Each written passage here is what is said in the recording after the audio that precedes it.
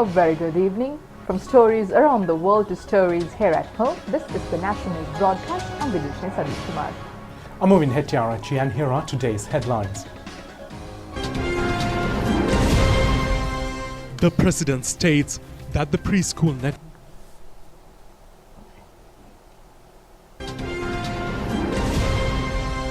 The President states that the preschool network will be taken under a ministry.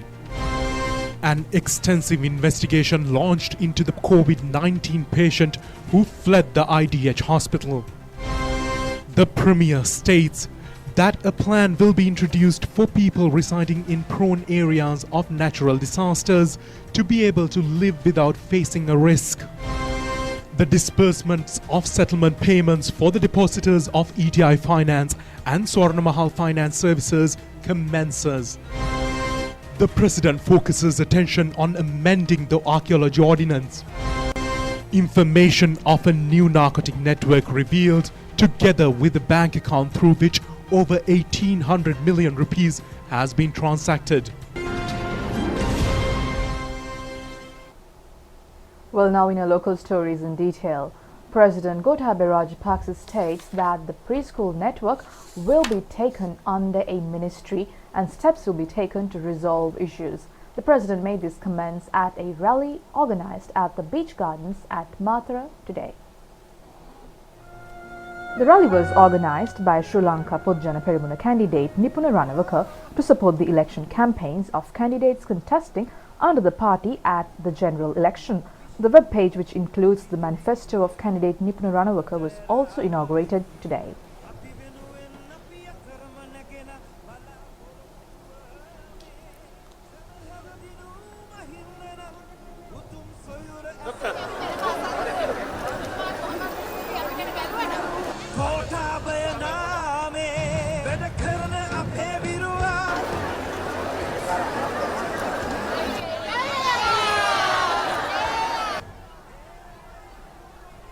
Over the past few days, the President focused attention on issues faced by preschool teachers in all the districts he toured during the tour of the Galle district last Thursday. Preschool teachers spoke to the President about the issues they faced. The President stated that there are plans to pay a monthly allowance for preschool teachers. The President emphasizes on early childhood development to take place according to standards. The President stated that after forming the new government, the preschool network will be taken under a ministry as a matter of priority. Early childhood development is a basic need in human development, and preschools render a significant contribution in this regard. Specialists in early childhood development state that the decision taken by the President to take the preschool network under a line ministry is a historic decision.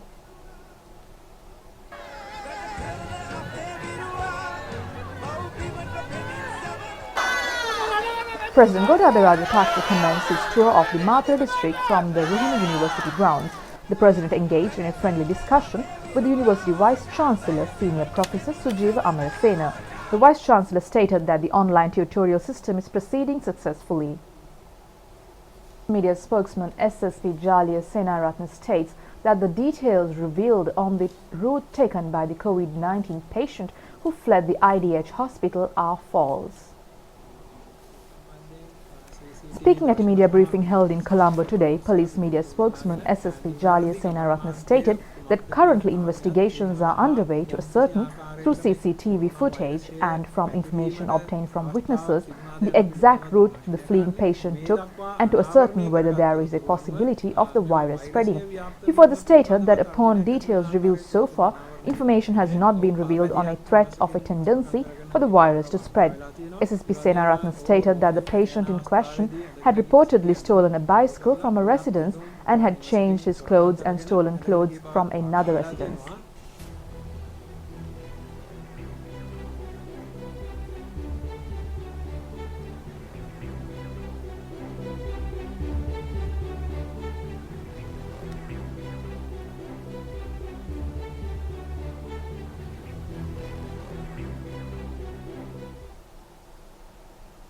Thereby, steps were taken today to disinfect the locations in the Haldinia area where the patient had wandered. The family members of the residence from which the patient robbed clothing were instructed to undergo self-quarantine.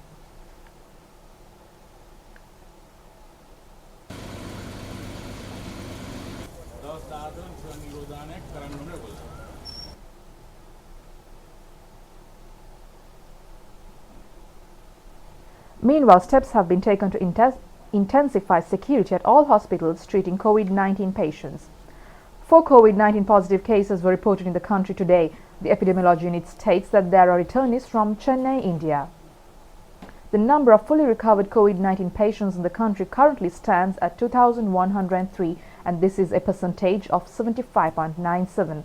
The number of patients undergoing further hospitalized treatment stands at 654. Sri Lanka has received US dollars 130.3 million from the World Bank for the COVID-19 emergency response and health systems preparedness project, and only 57 million has been used up to date. Project Director Dr. Jayasundar Bandara told Rupavahini today. He said that the World Bank has made a donation of $1.7 million US dollars and has granted a loan of US dollars 128.6 million to the Sri Lanka for the project. On April 3rd, Sri Lanka government negotiated with the World Bank and signed a loan agreement for 128 million US dollar loan. That was the first step. And from that loan, there were two main aspects of expenditure pattern. The component one is to meet the urgent problems, that is surveillance procedure for corona, and then contact tracing, field community work, making people aware, the risk communication, and then PCR testing, hospitals, establishment of quarantine centers, the foods and all the utilities for these centers. All these things are included in the component one that we call emergency response. And then the second part of the project is that the health system had to be prepared for COVID-19 or any like diseases or any like the global pandemic. If any global pandemic comes in the future, the health system has to be prepared perfectly to meet these problems. Out of 128 million, so far we have blocked a sum of US dollar million 35 to the UNICEF. That is because during March and April, the Sri Lanka was locked down. All the procurement procedures had a standstill. The medical supplies division, which supplies all the critical supplies, including personal protectives, masks, and other surgical and medical consumables, the medical supply division had no way of accessing the procurement entities or the suppliers. So that we had to go to the UNICEF, and through UNICEF, they reached the global market, and we had to block 35 million US dollar for urgent supplies, including personal protectives. In the meantime, we could withdraw a sum of US dollar million 22 into a designated account, and then that is the money, that is the amount we are using now to spend on all the unpaid supplies, and as retroactively we reimburse whatever the expenditure incurred by the government from January 1st to 3rd June or the 30th June period on COVID, we reimburse to the Treasury. All these activities are very transparent. If there is a procurement procedure, all the information to prove that a procurement has taken place, we have to submit to the World Bank. World Bank will never disburse a single dollar unless we prove that these things have happened, and all the documents have to be submitted, and then of course through an electronic online system, until I keep my signature, not a single dollar will be disbursed by the World Bank. So that there is no hanky-panky, it's a very clear transparency. So far, Sri Lanka has never spent anything other than a COVID-19 related activity from this loan. Further, another 1.7 US dollar million grant was agreed upon, and the agreement is signed. It was signed about 1 week ago, and that 1.7 US dollar million grant also will be spent on specific activities related to COVID-19 management. Leader of the Sri Lanka Potujana Peramuna, Prime Minister Mahinda Rajapaksa, says that steps will be taken to introduce a plan for people residing in areas prone to natural disasters to be able to live without facing a risk. The Premier made these comments joining a rally held in Handamulla area in Badulla today. The rally was also attended by Sri Lanka Podujana Peramuna candidates, former Minister Nimal Siripala de Silva, former parliamentarian Tenuka Vidanagamake, Janaka Tissa Kuttiarachchi and Udita Lokubandara. Prime Minister Mahinda Rajapaksa said that during a period from 1970 to 1977, this particular area had a large source of income, especially from cultivation of sugarcane. The Premier alleged that this area was lost after 1977.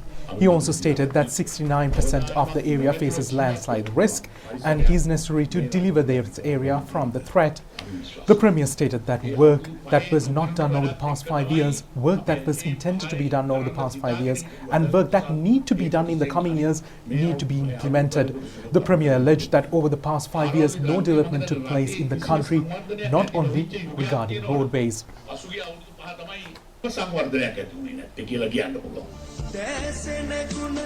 Prime Minister Mahinda Rajapaksa also joined a rally organised in Haputal area this morning.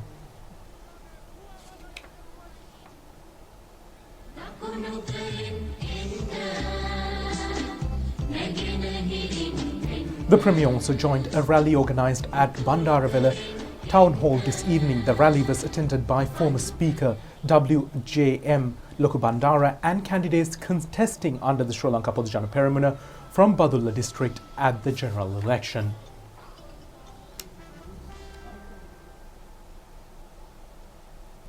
Leader of the United National Party Ranil Wickremesinghe questions as to how defectors of the UNP hope to secure power in the party. He points out that the accuracy of the decision taken by the UNP has even been proved by the courts. UNP leader Ranil Wickremesinghe expressed these views addressing a rally organised in the Uwa Paranagama area yesterday. The rally was organised by UNP candidate Upali Samaravira. Leader of the United National Party Ranil Wickremesinghe said that although certain individuals state that the UNP is now two parties and although the defectors even took the matter to courts, they were defeated in every court. He further observed that the defectors continue to say that they will seek legal remedies in superior courts. However, he noted that the verdict pronounced by the Appellate High Court will not be altered. UNP leader Wickremesinghe further stated that if a group works against the party leader, they will have to be expelled from the party and new members will have to be absorbed. UNP leader noted that certain factors commenced their propaganda by attacking the buildings of others. He questioned as to how suitable it is to hand over the governance of the country to such groups. Meanwhile, President Gotabaya Rajapaksa has focused attention on amending the archaeology ordinance. Therefore, the President has decided to appoint a committee comprising of intellectuals in the subject and Mahasangha to study on how the ordinance should be amended. The objective of the amendment is to stop archaeological sites from being destroyed and to vest with the future generation the heritage of the country and to resolve practical issues. Attention was focused on amending the Archaeology Ordinance Act at the 4th session of the Presidential Buddhist Advisory Council yesterday, at which conserving and developing archaeological sites was discussed. At the discussion, the President stated that no room will be left for anyone to damage any historical heritage at any religious sites or items of archaeological value, as locations will be recognized as natural heritages and will be conserved.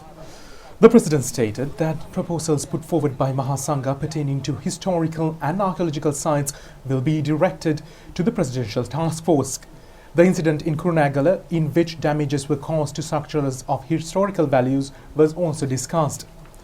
At the discussion, prelates stated that over past 5 years, large-scale damage was caused to sites of archaeological and historical value. Sacred sites belonging to viharas are being forcefully occupied by certain groups. The prelates stated that such situations damages Buddhist heritage. At the discussion, Anunayaka Thera of the Malvatu chapter, Venerable Dimulkumare Vimaladhamma Thera, pointed out that archaeological ordinance that was drafted during colonial era only focuses on sites of archaeological value. Therefore, Anunayaka Venerable Nyanggoda Vijitasiri Thera said that it is important to amend the archaeological ordinance. Mahanayaka of the Sri Dhamma Rakshita chapter of the Amarapura sect, Venerable Trikunamale Ananda Thera, said that individuals of other races who destroy archaeological sites should be made aware that such sites are not religious aspects but national heritage. Venerable Divyangana Yasasi Thera presented a 10-point proposal on conserving sites of archaeological value. Anunayaka Thera of Kotte Kalyani Sri Samagidhamma Mahanayaka Sabha, Venerable Kotapitiye Rahula Thera, stated that President had put forward a new concept on conserving antiques, and this concept can be used to promote tourism sector.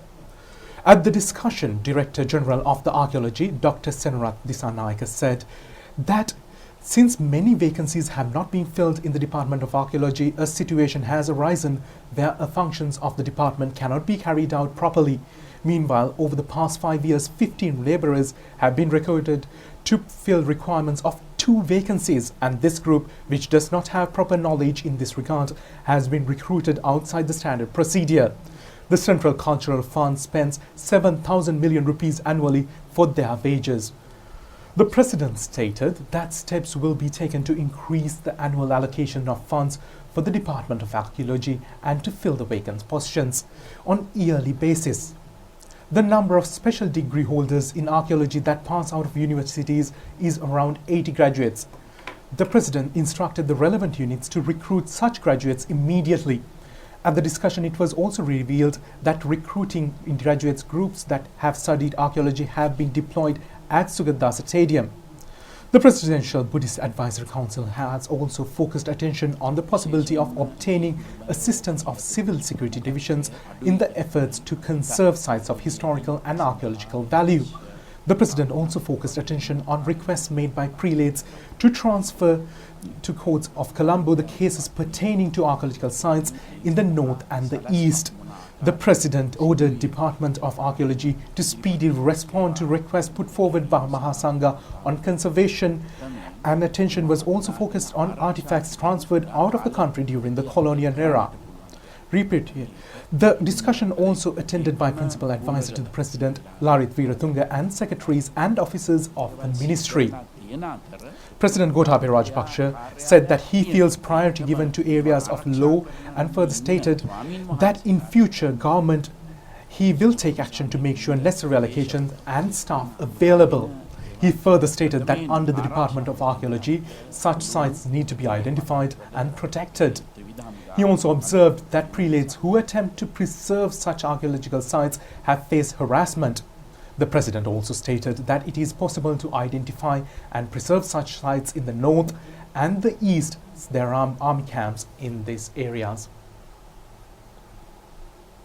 Leader of the Samagi Janabala Vegya, former parliamentarian Sajid Premadasa, states that after securing victory at the forthcoming parliamentary election, a work plan to uplift the country through the Grama Rajya and Nagara Rajya concepts will be implemented.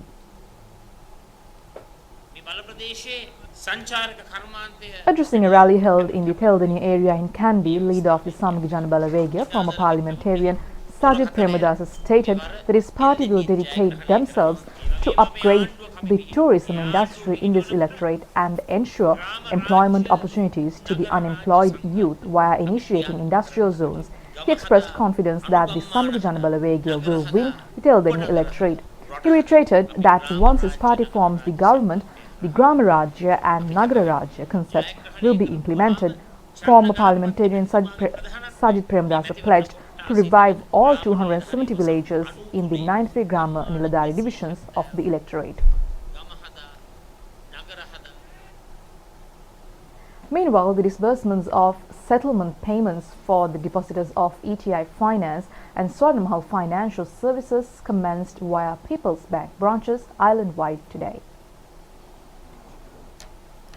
Prime Minister Mahinda Rajapaksa had recently informed Secretary to the Treasury S.R. Artigala to expedite payments for the depositors of the Finance, ETI Finance and Swarnamahal Financial Services, thereby disbursements to around 45,000 depositors of ETI and Swarnamahal commenced today, with 600,000 rupees being paid per depositor. Chairman of People's Bank Sujiva Rajapaksa monitored the payment process at the Barala branch of the bank. Chairman of People's Bank Sujiva Rajapaksa said that funds have been allocated by the central bank for this purpose and these monies can be obtained from today onwards. He further stated that the obtained monies can be deposited at People's Bank under ordinary interest rate or a special interest rate that has been promised. Well, with that, stay tuned for more local stories coming up next. From the elections now, Chairman of the Election Commission Mahinda Deshapriya states that the public health inspectors and all trade unions in the health sector have agreed on conducting the election without placing any voter at risk of contracting COVID-19. Chairman of the Election Commission Mahinda Deshapriya acknowledged that there is a difference of opinion between the Health Ministry and public health inspectors pertaining to powers and regulations. However, the chairman of the Public Health Inspectors Association, its secretary, treasurer and its Colombo district chairman have certified that they will make sure no obstruction to the election process occurs. The chairman of the Election Commission further stated that the Government Medical Officers Association has assured the Commission that in the same manner in which the entire health sector joined together to control the COVID-19 virus, they will be dedicated to not leave room for anyone to contract COVID-19 even as an election is being held in this situation. He added that all trade unions of the health sector have pledged their joint contribution. The Crimes Prevention Division of the Police Special Task Force, in a raid carried out in the Rathagala area in Ruanballa this morning, arrested an individual together with several types of firearms, explosives and parts of weapons in a residence. The weapons include a 312 barrel type firearms manufactured overseas, 2 similar firearms manufactured locally, a Galkatas type weapon, a revolver, a locally produced weapon known as T-Katas, to which a T-56 live bullets can be inserted, components used to produce pistols, components of 12 barrel type weaponry, 26 T-56 bullets and LMG bullets, 16 12 barrel bullets and parts of a detonator and explosives were also discovered. The Nugegoda Crimes Division has arrested 6 suspects with more than 1 kilo of heroin in a raid carried out in Borlasgamoy area. Investigators have revealed that the racket has been operated by a prison inmate. The police also seized cash amounting to 100,000 rupees, a car 3-wheeler and a motorcycle. The police state that information on several bank accounts through which millions of rupees have transacted has been revealed. Meanwhile, the excise inspector of Puttalam Excise Office, who fled after bringing a quantity of ice narcotics to an inexcused officer, was arrested in Puttalam town this last night. The suspect, who is a resident, has joined services of Puttalam Excise Office in last January. The Puttalam Crimes Division recently arrested a group at around 1 a.m. This excise officer has been bought 125 grams of ice. However, he had fled in his vehicle. The Puttalam magistrate permitted the police to detain the suspect for 72 hours of questioning.